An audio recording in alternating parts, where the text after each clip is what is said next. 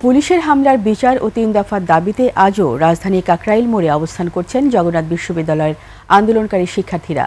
দাবি পূরণ না হওয়া পর্যন্ত শিক্ষকরাও রাজপথে থাকবেন বলে জানান জগন্নাথ বিশ্ববিদ্যালয়ের শিক্ষক সমিতির সাধারণ সম্পাদক অধ্যাপক ডক্টর মোহাম্মদ রইসউদ্দিন। কাকরাইল মোড়ে অন্তত অর্ধশত আন্দোলনকারী আছেন। আন্দোলনকারী শিক্ষার্থীদের কেউ সড়কে শুয়ে আছেন, কেউ বা বসে আছেন। শিক্ষার্থীরা বলছেন দাবি পূরণ না হওয়া পর্যন্ত তারা এখান থেকে সরবেন না। শিক্ষার্থীদের অবস্থানের কারণে কাকরাইল মোড় দিয়ে যান চলাচল বন্ধ রয়েছে। সৃষ্টি হয়েছে তীব্র যানজট। আন্দোলনের সাথে সংহতি প্রকাশ করে শিক্ষকরা সরকারকে দাবি বাস্তবায়নের আহ্বান জানান।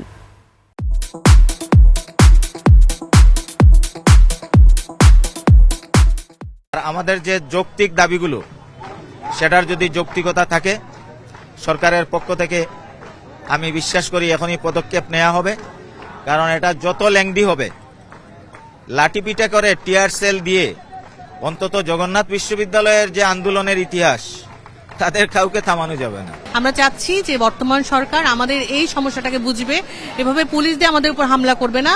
আমাদের ছাত্ররা একটা নৈতিক এবং এটা আসলে তাদের প্রাণের দাবি।